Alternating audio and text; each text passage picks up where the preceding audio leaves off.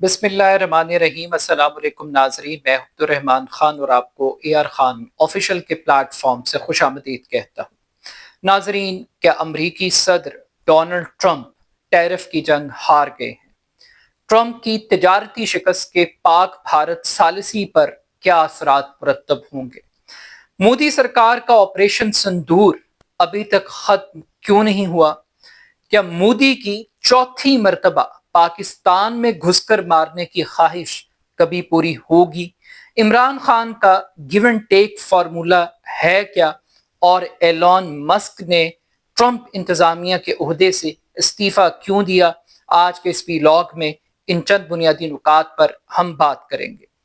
नाजरीन, आज अमरीकी अदालत ने एक बहुत तारीखी फैसला दिया है। इस फैसले को अमरीकी सदर की एक तजारती शिकस्त के तौर पर देखा जा रहा है। ट्रंप साहब जब इक्तदार में आए तो उन्होंने टैरिफ की पॉलिसी को एक हथियार के तौर पर इस्तेमाल किया अपने सियासी और माशी मकासद को हासिल करने के लिए।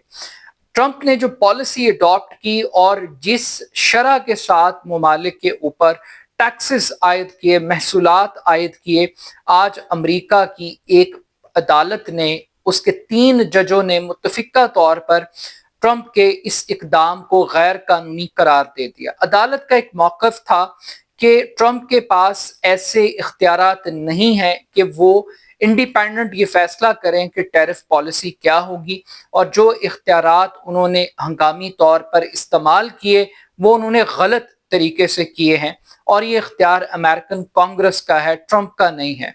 अब ट्रंप इंतजामिया की जानिब से जो इमीडिएट रद्द अमल आया इस फैसले के ऊपर, उन्होंने ये कहा कि एक मुंतखब सदर को जो नामजद जजेस हैं वो इस तरीके से कौमी सलामती के फैसलों पर असरअंदाज नहीं हो सकते, इस तरीके से वो नुकसान नहीं पहुंचा सकते, और इसका कौमी सलामती को और इकोनॉमिक सिक्योरिटी को बहुत ज्यादा नुकसान होगा। अब वो एक इलेक्टेड प्रेसिडेंट की जब गर्दान कर रहे थे तो ऐसे लग रहा था जैसे कोई नवाज शरीफ के लहजे में वो अदालत के ऊपर तनकीद कर रहे हैं। एक जुडिशियल क्राइसिस अमेरिका के अंदर क्रिएट हो गया है कि क्या अदालत फैसला करेगी कि किस मुल्क पर कितना टैक्स लगना है, शरह क्या होगी टैक्स की, ट्रेड पॉलिसी क्या होगी, या ये एक इलेक्टेड अमेरिकन प्रेसिडेंट का इस्तेहकाक है कि वो इंडिपेंडेंटली अपने इन कामों को करे। बिल्कुल उसी तरह जैसे नवाज शरीफ साहब ये कहते थे कि मुझे क्यों निकाला, और उसके सारे एक सवाल होता था कि 5 जज एक जुम्बिश कलम से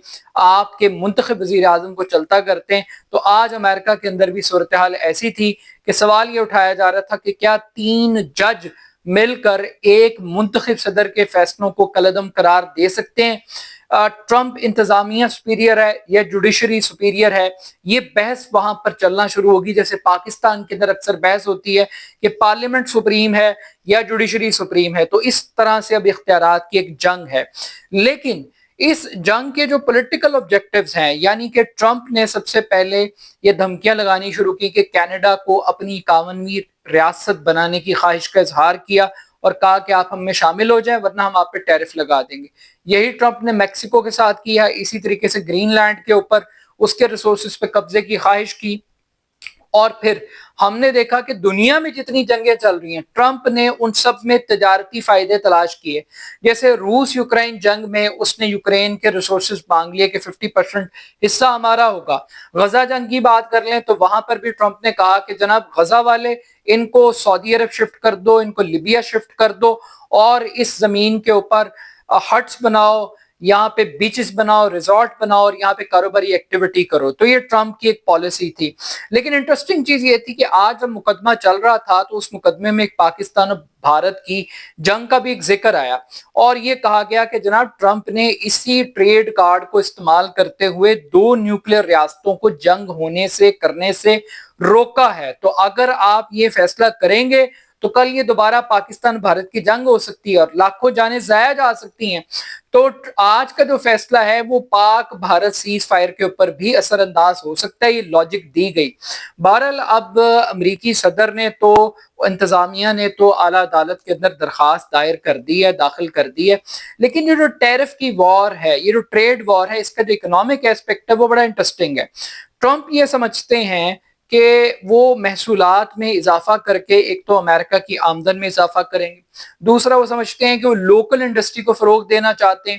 تیسرا وہ چاہتے ہیں کہ جو انٹرنیشنل انڈسٹری ہے وہ شفٹ ہو جائے امریکہ کے اندر اور اتنا ٹیرف لگائیں کہ وہ مجبور ہو جائیں کہ وہ اپنی پروڈکٹس کو امریکہ میں تیار کریں، جس کے ذریعے امریکنز کو جاب ملے اور وہ امریکن کے اندر سیل ہو۔ ایسا نہیں ہو سکتا کہ آئی فون انڈیا میں تیار ہوں اور امریکہ کے اندر وہ سیل آؤٹ ہو۔ پھر ایک ٹیرف بیلنس کی بات ہو رہی تھی کہ بہت سارے ملکوں سے جو گیپ تھا ٹیرف کا وہ بہت زیادہ تھا، تو ٹرمپ نے اس کو بیلنس کرنے کی کوشش کی۔ اسی طریقے سے ہم نے دیکھا کہ چین اور امریکہ کے درمیان ایک بہت سٹرونگ قسم کی ایک ٹیرف وار وہ سٹارٹ ہو گئی تھی۔ تو اب غیر ملکی اشیاء کو مینیمائز کر کے لوکل پروڈکٹس کو پروموٹ کرنے کے لیے، لوکل انڈسٹری کو فروغ دینے کے لیے ٹرمپ کی اسٹریٹجی تھی، لیکن کچھ لوگ کہتے تھے کہ اس پالیسی کو اڈاپٹ کرنے سے مہنگائی بڑھے گی، مہنگائی کا طوفان آئے گا اور پروڈکٹس کم سیل ہوں گی، تو یہ اس کا ایک دوسرا اسپیکٹ تھا۔ لیکن اس پوری اکنامک ایکٹیویٹی کے دوران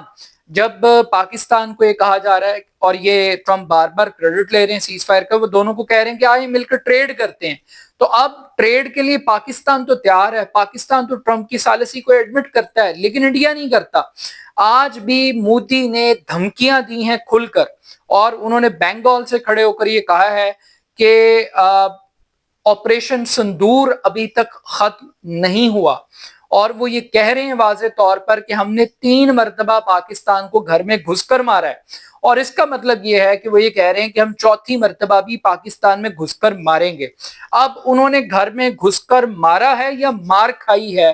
یہ ایک علیحدہ بات ہے۔ ہمارا نیریٹو یہی ہے کہ جناب آپ نے اتنی پھینٹی کھائی ہے، اگر آپ کی تسلی نہیں ہوئی تو مور دین ویلکم، آپ دوبارہ بھی آ جائیں تو آپ کی خدمت ہم ضرور کریں گے۔ لیکن اس پوری کہانی کے اندر جہاں پہ راج ناتھ سنگھ کہہ رہے ہیں کہ آزاد کشمیر کے لوگ ایک دن آئیں گے اور کہیں گے ہم تو بھارت کا حصہ ہیں، وہ خواہش کر رہے ہیں، دوسری طرف انڈیا کا جو فارن آفس ہے وہ کہہ رہا ہے کہ جناب دہشت گردی اور مذاکرات اکٹھے نہیں ہو سکتے، اور ایک سیکرٹری خارجہ امریکہ میں بیٹھ کر پاکستان کی حمایت حاصل کرنے کی کوشش کر رہا تھا، آج اس کو بھی وہاں سے لالی پاپ مل گیا ہے۔ تو مودی سرکار کے عزائم تو بڑے واضح ہیں، پاکستان کا آرمی چیف تو کہہ رہا ہے کہ کشمیر پہ کوئی سودا نہیں ہوگا، لیکن مودی دھمکیاں مسلسل دے رہا ہے، گھر میں گھس کر مارنے کی دھمکیاں دے رہا ہے۔ اس کا مطلب یہ ہے کہ ابھی تک جنگ ختم نہیں ہوئی، ایڈونچر ابھی باقی ہے، اور انڈین ایئر فورس کے سربراہ کا بھی آج ایک سٹیٹمنٹ آیا جس کے بارے میں باتیں آ رہی تھی کہ اس کو بڑی پھینٹی شنٹی لگائی تھی اس کے افسروں نے، اس نے کہا بڑے پروفیشنل طریقے سے ہم نے آپریشن کو کنڈکٹ کیا اور یہ ایک نیشنل وکٹری ہے باقاعدہ طور پہ آپریشن سندور۔ لیکن بعض چیزوں پہ اس نے بڑے افسوس کا اظہار کیا، اس نے کہا جو ہمارے دفاعی پروجیکٹس ہیں ان میں بہت ذرا سستی ہے، بہت ذرا غفلت ہے، یہ وہ کہہ رہا، ہم نہیں کہہ رہے۔ اب ذرا تھوڑی سی بات کر لیتے ہیں جہاں پہ تجارتی جھٹکے لگ رہے ہیں ٹرمپ کو، اور ایک بہت بڑی ڈیفیٹ ہو رہی ہے ٹرمپ کو، امریکہ فرسٹ کی جو پالیسی ہے اور اس کا جو اکنامک پلان ہے اس کو۔ وہیں پر ایلون مسک جو کہ ایک بڑی امیر ترین شخصیت ہے دنیا کی، ٹرمپ کے پہلے دوست ہیں، انہوں نے ریزائن کر دیا اپنے عہدے سے۔ پہلے میں بتاتا چلوں کہ ان کے پاس جو خصوصی سرکاری حیثیت تھی وہ 130 دن کے لیے تھی، اور وہ غالباً کل ہی مکمل ہو رہی تھی، ایک دن پہلے انہوں نے ریزائن کر دیا، شکریہ کر دیا۔ وہ ریزائن کیوں کیا؟ ریزائن کرنے میں وہ کہتے ہیں کہ جو ٹیکس پالیسی کا بل تھا اس پہ ان کے تحفظات تھے، وہ کسی قسم کی چھوٹ دینے کے لیے تیار نہیں تھے، ان کی جو ڈیوٹی تھی وہ کفایت شاری تھی، وہ گورنمنٹ کی جو فنکشنالٹی تھی اس کو بہتر کرنا تھا، انہوں نے 2.5 لاکھ سے زائد لوگوں کو نکال دیا تھا، ان پہ بہت زیادہ تنقید ہو رہی تھی اور ان کے رویے کو غیر انسانی رویے کے طور پر بھی دیکھا جا رہا تھا۔ لیکن بہرحال اب ٹرمپ ایلون مسک یہ دونوں تھوڑے فاصلے پر آ گئے۔ کچھ لوگ یہ کہتے ہیں کہ وسکانسن کے اندر وہ اپنا جج نہیں لگوا سکے، اس بات کا بھی ان کو بڑا دکھ تھا، انہوں نے کروڑوں ڈالر اس مقصد کے لیے خرچ کیے، اور جو پولیٹیکل لوگ تھے وہ بڑے خائف تھے ایلون مسک سے، اور ایلون مسک یہ کہتے تھے کہ جناب ہر چیز کا ملبہ جو ہے ان کے محکمے پہ، ان کے ڈپارٹمنٹ کے اوپر جو ہے وہ ڈال دیا جاتا ہے۔ لیکن اس کے ساتھ ساتھ اب اگر پاکستان کی لوکل پالیٹکس کی ہم تھوڑی سی بات کر لیں، جہاں پر باہر کی جنگیں چل رہی ہیں، تو ایک انٹرنل کرائسس ہے، اور انٹرنل کرائسس عمران خان سے متعلق ہے۔ اب باتیں یہ آ رہی ہیں کہ 5 جون کو عمران خان صاحب کی ضمانت ہو جائے گی، وہ رہا ہو جائیں گے، کچھ لوگ کہہ رہے ہیں وہ ڈیل کر لیں گے، کچھ لوگ کہہ رہے ہیں انہیں این آر او مل جائے گا، اور کچھ لوگ کہتے ہیں کہ ان کو نو لفٹ کا بورڈ لگا دیا گیا ہے۔ आज बड़ी इंटरेस्टिंग स्टेटमेंट आई है और पता ये चला है कि इमरान खान साहब ने पैगाम दिया जेल से कुछ लो और कुछ दो, यानी गिव एंड टेक की पॉलिसी है कि वो अब सवाल ये पैदा हो रहा है कि वो एस्टेब्लिशमेंट से मुज़ाकरात के लिए तैयार हैं, कुछ लेने और कुछ देने की बात कर रहे हैं। इमरान खान साहब एस्टेब्लिशमेंट को क्या दे सकते हैं, कैदी क्या दे सकता है, पहला सवाल, और एस्टेब्लिशमेंट बदले में उन्हें क्या देगी, यानी वो रिहाई दे सकती है। अब बात कर लेते हैं इमरान खान क्या दे सकते हैं। इमरान खान सबसे पहले तो इस सिस्टम को लिजिटिमेसी दे सकते हैं, इस इलेक्शन को लिजिटिमेसी दे सकते हैं। इमरान खान जिस किस्म की बेहुदा किस्म की कानून साजी इस मुल्क में हुई 26वीं तरमीम के तौर पे, जो जुडिशल इंजीनियरिंग की गई, जो पॉलिटिकल इंजीनियरिंग की गई, जिस तरीके से तहरीक इंसाफ पे क्रैकडाउन हुआ, उस सारी चीज को मिटाकर इस गवर्नमेंट को टेन्योर पूरा करने का मौका दे सकते हैं। इमरान खान साहब अगर खामोश बैठ जाएं और घर जाके बैठ जाएं, ये मुल्क से बाहर चले जाएं, तो इस गवर्नमेंट को एक वॉक ओवर दे सकते हैं। इमरान खान बहुत कुछ इस गवर्नमेंट को दे सकते हैं, स्मूथ सेलिंग दे सकते हैं कि ये अपना काम करते रहें, चलते रहें जिस तनख्वाह के ऊपर ये काम कर रहे हैं। लेकिन बात यह है कि अगर इमरान खान साहब कॉम्प्रोमाइज करते हैं और 1 साल की जेल काटने के बाद कॉम्प्रोमाइज करते हैं, तो जो इज्जत इमरान खान साहब ने कमाई है, जो इमरान खान साहब डट के खड़ा है, अब कप्तान का जो नारा, जो स्लोगन है इमरान खान साहब का, उसको कितना नुकसान पहुंचेगा, क्योंकि यही चीज इमरान खान को मुमताज करती है कि वो झुकता नहीं है, वो बिकता नहीं है, वो लेटता नहीं है, वो कमजोर नहीं है, वो ताकतवर है, और इसी वजह से लोग उसके फैन हैं। तो अगर इमरान खान साहब कॉम्प्रोमाइज करके निकलेंगे तो मेरा ख्याल है कि वो इमरान खान साहब के डिक्लाइन का दिन होगा। लेकिन दूसरी तरफ कुछ लोग ये भी कहते हैं कि मसलहत भी एक चीज है, स्ट्रैटेजी के तौर पर आपको कुछ ना कुछ अडॉप्ट करना पड़ेगा। आपको जनरल आसिम मुनीर साहब को फील्ड मार्शल के तौर पर, आर्मी चीफ के तौर पर भी आप एक्सेप्ट करने के लिए तैयार नहीं थे, अब आप कम से कम इनको एक फील्ड मार्शल के तौर पे एक्सेप्ट कर लें। तो हम देखेंगे कि आने वाले दौर में क्या इमरान खान साहब दे सकते हैं इस एस्टेब्लिशमेंट को, क्या कुछ दे सकते हैं, उनसे क्या मांगा जा रहा है, ये भी बड़ा इंपॉर्टेंट सवाल है। और वो उसके जवाब में एस्टेब्लिशमेंट उनको रिहाई के अलावा क्या दे सकती है, क्या कोई इक्तदार में आने की गारंटी दे सकती है,